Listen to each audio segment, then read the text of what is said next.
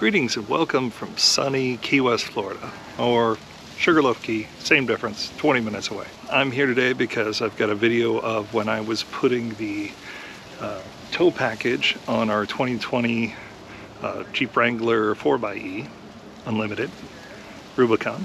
And essentially, I wouldn't go so far as to say that this is an instructional video. I do really show all the steps and how much fun it was. At least you can watch this. It'll give you an idea of everything that it involves. So we put on the base plate, the wiring harness, and the permanent supplemental braking system. So watch through that. Feel free in the comments if you have any questions as far as specific things. Maybe I didn't go into great detail. This video wasn't sponsored. I will say I bought everything from etrailer, and their online videos were super helpful. So that's another resource if you need it. But for now, check out to see what it took to get that beautiful ride back there that we absolutely love, all set so we could pull behind our new-ish Class A. If you haven't watched our video that came out last week, we have the video of our first part of our shakedown trip in the new rig with the Jeep. We also got more coming up where we went to Devil's Tower and stopped in Colorado. But as you can see, things worked out. We've made it to Sugarloaf Key for the month of December at this amazing resort, Sun Outdoors Sugarloaf Key Resort. If you want to look it up, the manager Tim, it's amazing. The facilities are incredible.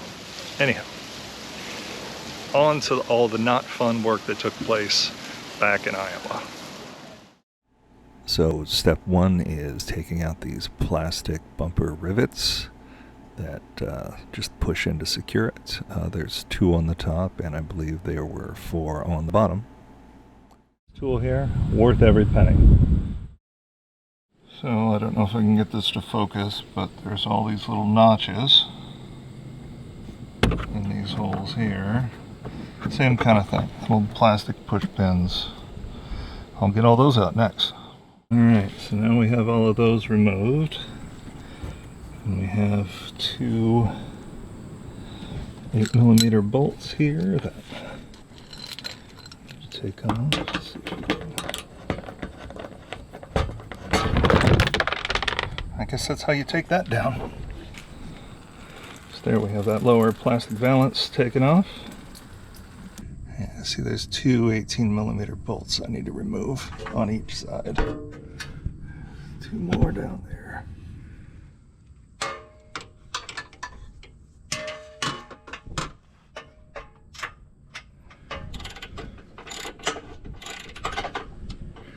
I love this when you use an extension and then there ends up being a piece of metal that's in the way.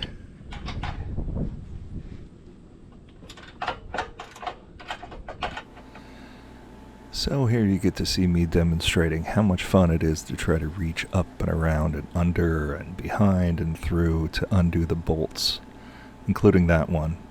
Only a couple of bloodied knuckles this time around, but I did manage to get it. Okay, then we have this plug that goes to the fog lights. Alright, so we've got all the plastic grommets off. We've got all 8 bumper bolts and the plug for the fog lights. So in theory,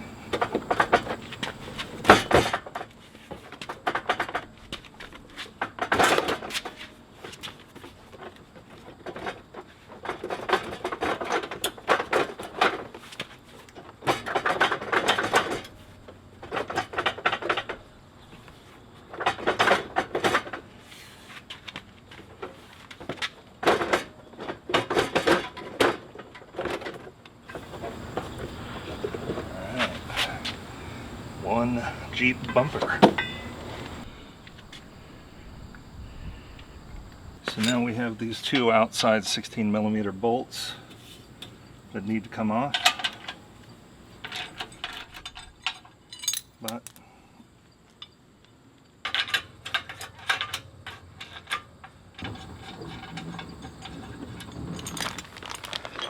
a professional person would have had all the hardware taken out.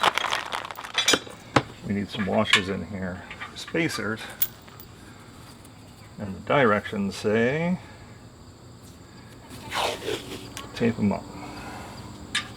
So that's what we're going to do.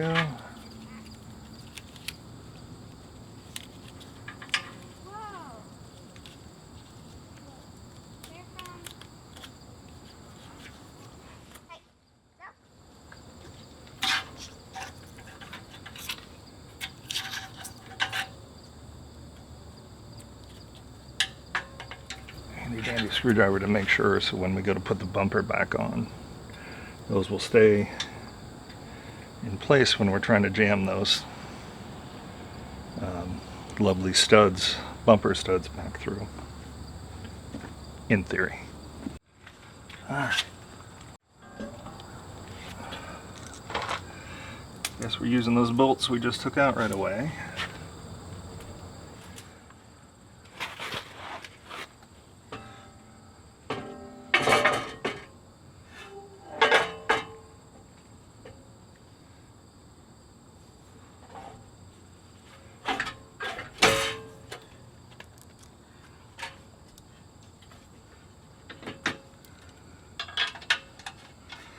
Man, that's easier than I thought it was going to be. And I really shouldn't have just said that out loud, because I know I just screwed myself. Dear car manufacturers, or whatever manufacturer you are, stick with 1 or 2 size bolts. Why does everything have to be? This is a 19, the other ones were 18s. Just make them all the same. So we take this little, I'm not going to pretend to figure out what the names are.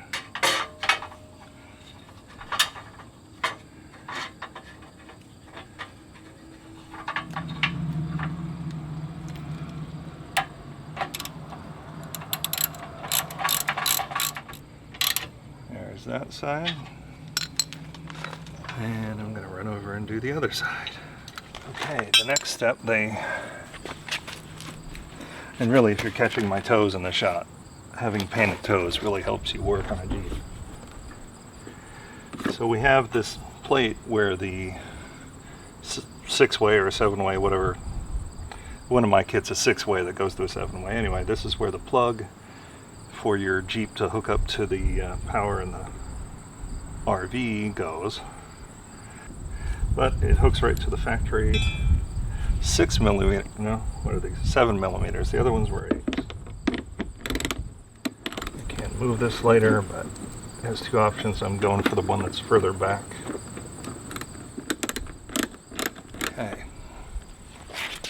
Okay, now comes the scary part. Actually going to have the directions out for this, but here we have templates to cut out.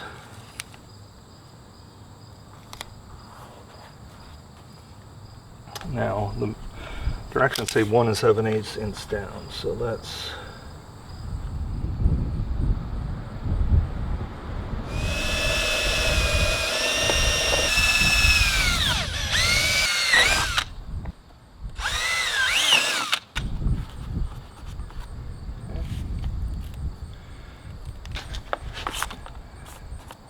no turning back now.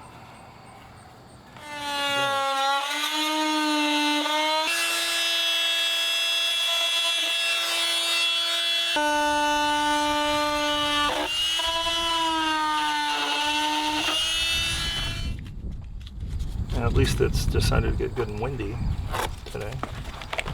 Alright. Alright.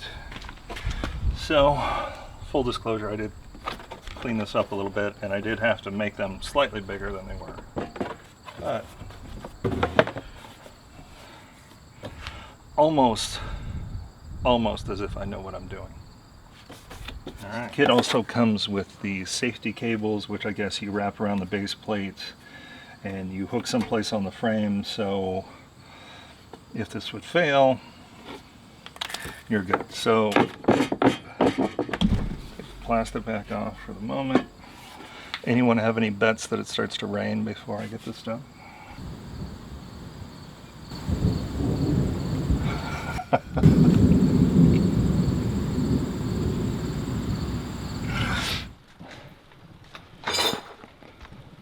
not 20 seconds after I said, I bet it's going to rain before I get done.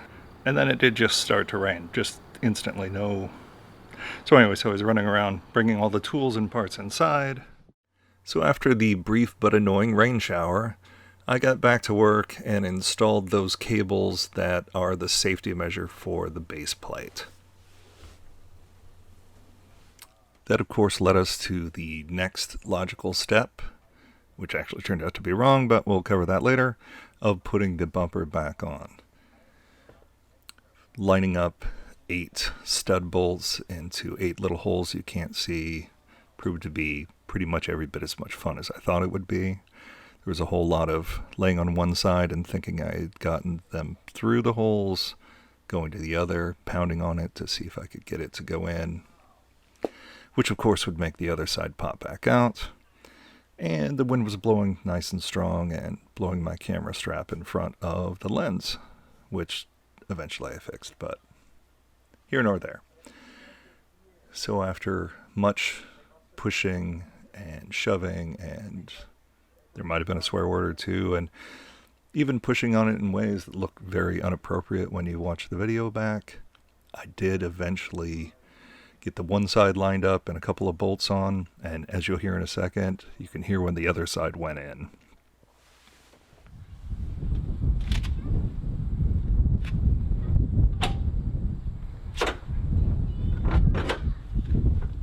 Then it was just a matter of tightening down all 8 bolts, and then we had the side bolts to put on some Loctite and get those tightened down, and essentially that was that. We'll go do the other side, and then we'll put in the plastic splash guard, valance, rock guard, air dam, whatever the hell you want to call it. 3 hours later. So full disclosure, got the bumper all back on, got it bolted, got it tightened. Then I realized that that lower air dam plastic valance won't go on with the bumper on. So I had to take all but 2 of the bumper bolts off and work its way under there. It's not perfectly aligned. It's something that the only way I can straighten out is to take the bumper all the way off, and I'm just not going to do it. I thought I would show the end results to show how to do it. If you're smarter than me, whatever. So clearly I was super thrilled about how that went. But anyhow, to show you kind of the last step, the parts that actually hook up to the tow bar, just you slide them in and turn them and secure them with pins. And then the front end was pretty much done. So day 2, we started by drilling a hole in the plastic rock guard so we could run the wires to our plug. And again, terrible wind, so I couldn't use any of that audio. But here I just have the roll of wire that I set on the backside and fed it through so we could wire that up later when we got to that point. So I run the wire up because I know I have a braking system that I'm going to install. So wire's coming up. So I'm thinking I can go down there and then get into the frame rail. Here it all is.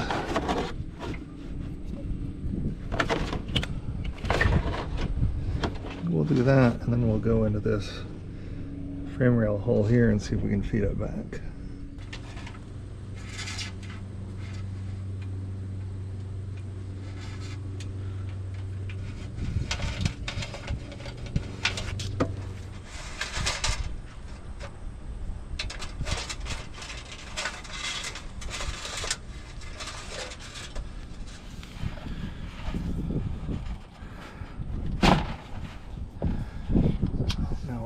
To the inside where we're gonna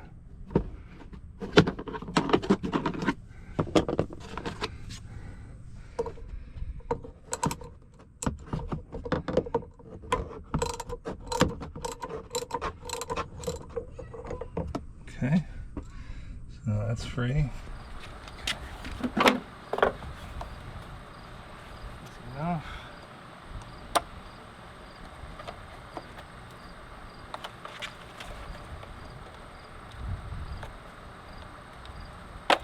Never underestimate the power of a screwdriver when it comes to popping out plugs.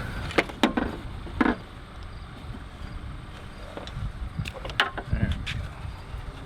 So here's where the wire wires are coming out of the frame. We're gonna go ahead and take this ground and put the end, and I'm gonna ground it up. Already ran the self-tapping screw to get the hole, but let's do that.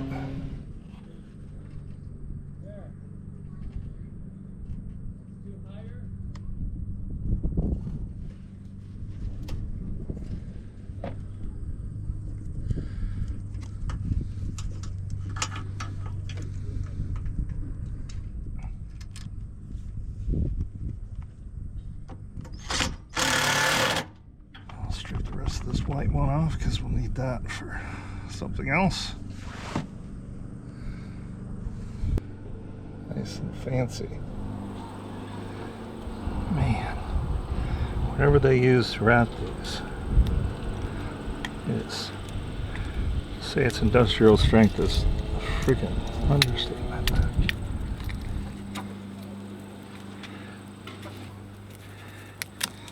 Okay. According to the thing, it's the white and gray and the yellow. And I just cut those.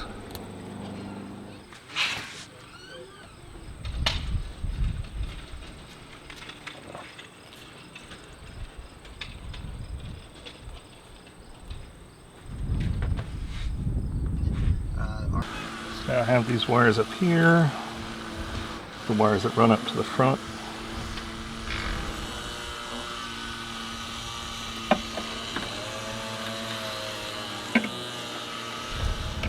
So this is the wire that runs over, that's going to run over to the other side for the running lights. Got some brown wires, running lights.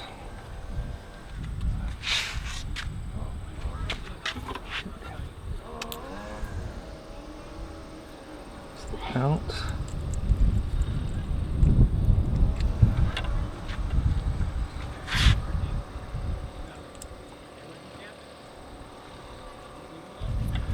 Okay, in and out, in and out, yeah. The out, which goes to the factory for both of those. Okay. Yellow.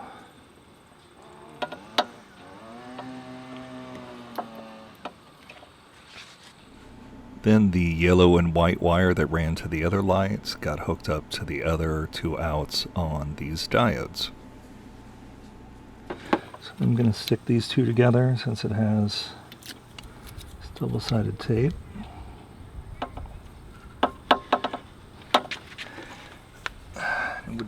Then a little bit of electrical tape wrapped around everything just to make sure everything kind of stays where it should, and I feel better.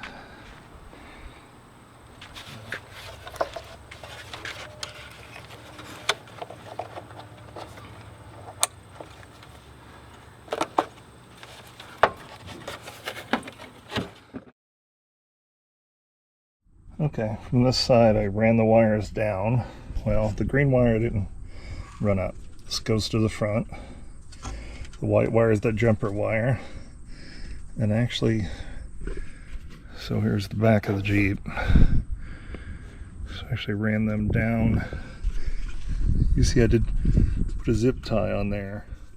This is the exhaust. The heat should be fine this far away, but just wanted to make sure. I mean, I might get some flashing tape or something. We'll see how those look, but anyway, zip tied that.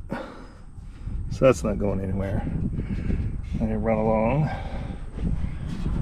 and then zip tied them again here, and then they run straight up into the headlight or tail light, as it were. Right, so again, we have the wires that are coming off the plug. Go to the outs, these diodes.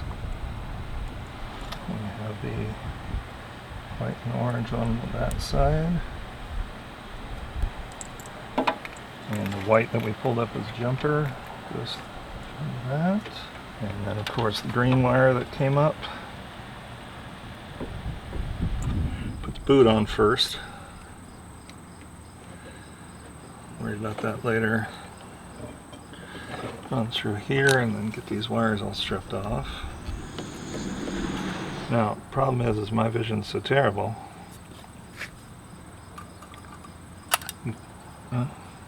So all clumsiness aside, Really what I had to do here was strip back each wire, put it in its right spot, and tighten down the little set screw.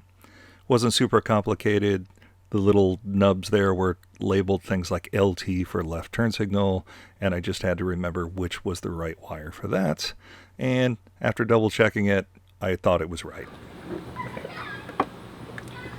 Now later, when I'm done with the putting the brake system on and the charger, I will wrap those wires better. All we have to do is drive back over to the campground where we have the RV and plug her in and see if something actually works. So today we're putting in the Demco Day and Play Duo supplemental braking system. So I did start with one of the videos I saw showed you mount the control unit on top of the fuse box lid, which is what I've done here. So here's the fuse box lid, there's the control unit, and I did just drill some holes through the plastic, run zip ties, and right now I did put some silicone on those spots just so there's no chance of any moisture getting in there, and I just actually have it sitting out right now trying to make sure that gets dry before I put it back on. I have some other steps to do first. Okay, probably not going to be able to get a good shot of this, but down here there is a grommet that leads to the inside of the cab on the firewall. There we go. Alright. Cool. Next up, we're going to mount the G-force controller onto the kick panel in here and see what we can do as far as lighting. That mounted there.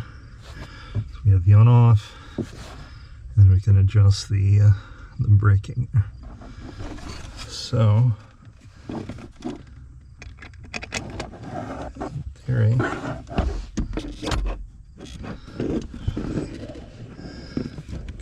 push the brake pedal out of the way. Just half.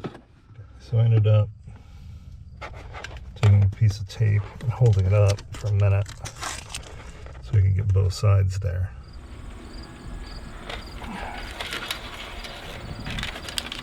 The little box, that the G-force adapter, whatever they call it. I stuck the wires through that grommet hole. Did throw a little piece of tape on there because instead of jamming 25 wires through, I just got to stick one through. Sometimes there's nothing more handy than a side of a box from a pinball machine. So if you ever need something to sit on while you're working and you got a spare $8,000 or $10,000, so the next thing we need to do is hook up the breakaway switch. And everything I read says go ahead and just hook it up to this. I think I'm going to try the existing, whatever it was, 7 or 8 millimeter, put it right there.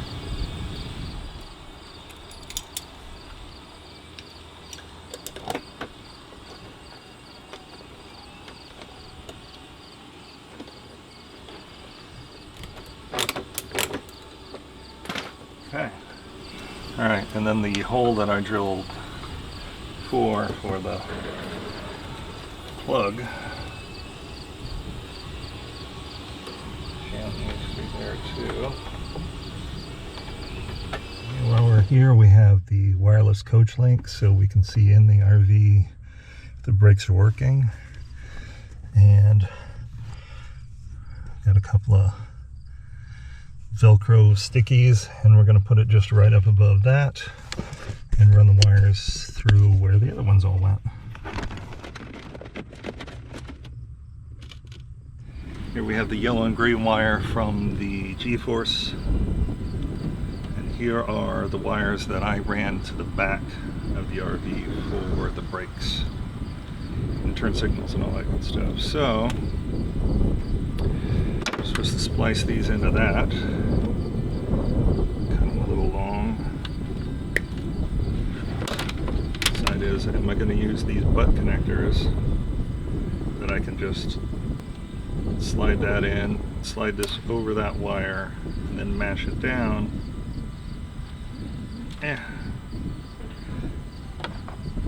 Let's try it.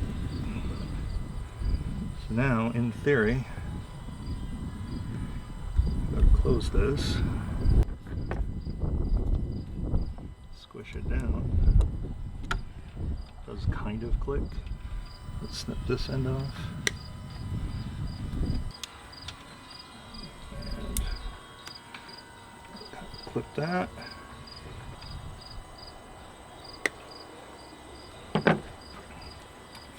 And in theory, that's good. Now I guess the white wire that comes from there is ground. I have the stud here that I think I can ground to.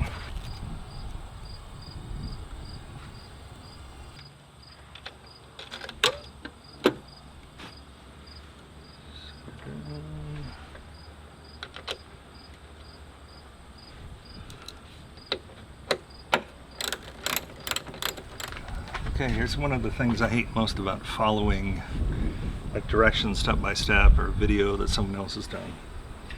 So this ground wire, this end, great.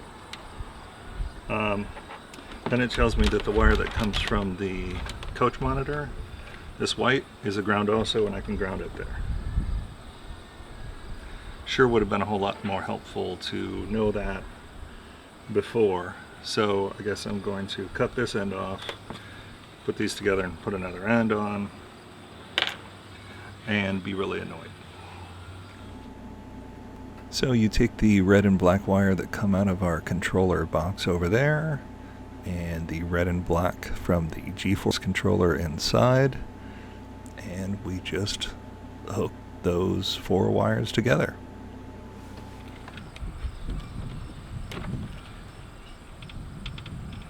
Also, buy decent wire stripper. These are 1,000 years old, and I found, hell, I don't remember where I found them. One thing, if you're watching this and you're considering doing this, and you watch some of the videos by etrailer, which are amazing, some of the things are like, oh, you need to extend this wire, here, buy this, or you know, they list the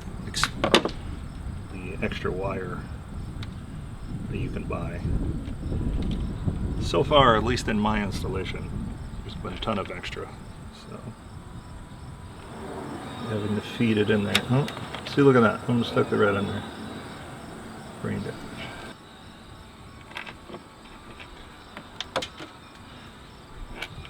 They brought an extra.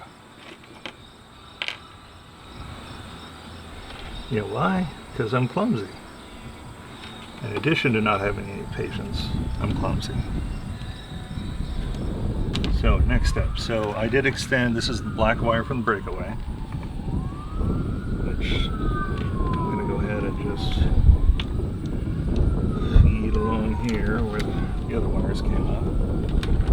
So this, the red from the wireless transmitter and the blue from the control box. These 3 go together.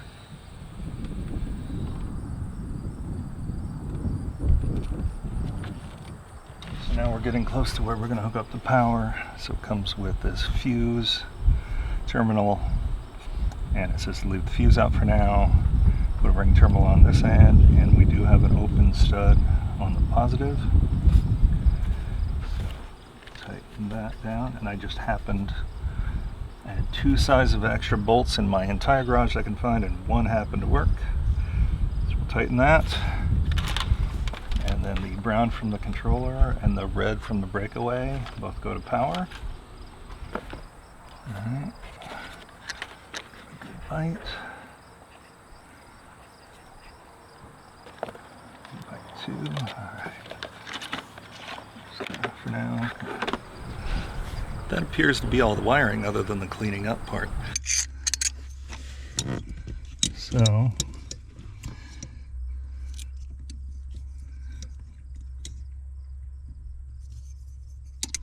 it really does those really are too short. And they didn't explain that you had to take this plate off to get... Alright, well, let's try this again. So we'll get her started.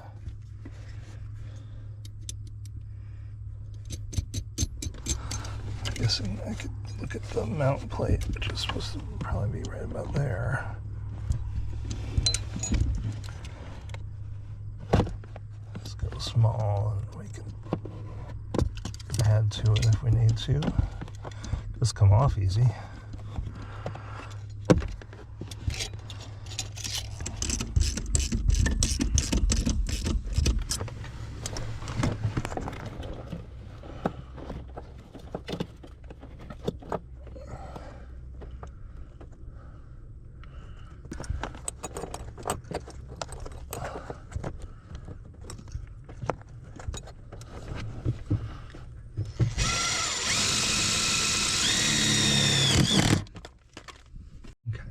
I don't know how pretty it is, but that is hooked up, and we plug that other end of the airline into the cylinder.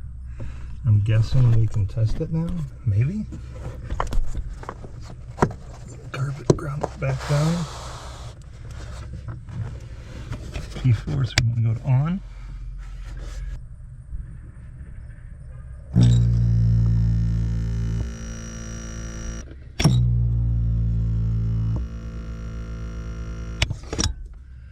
Holy shit, looks like it works. Yes, magically it worked. It's crazy, huh? The one thing I didn't really show or say in the video there is that I had actually gone out and pulled the pin on the breakaway switch. So that way that activated the brakes, because again, I was doing this in my driveway and we had the RV over at a campground where we were getting it set up and ready to get on the road. Full disclosure, I'm still having some issues getting it adjusted properly because it seems like either I have full brakes or none. eTrailer's answered some questions and they've been great. And I'm hoping when we roll out of the keys, I will have figured out whatever little thing it is that I've missed or whatever the adjustment is. Don't be afraid of this. It seems overwhelming. It's why I actually did it 3 different days. Each day I tackled one major thing that needed to be installed, so it wasn't so overwhelming. But also, please feel free to send a comment, and I will answer any questions you might have about specifics, things I did, why I did things a certain way, or maybe something I sped up or kind of edited out. So, you know, I didn't want this to be a 9-hour video. And neither did you. Thanks again for watching, as always. Hopefully this was a little informative at least. Stay tuned. We're going to go back to the shakedown trip for the next video where we went to Devil's Tower, which was incredible. And we hope to see you there. I really need to sign off. I don't know.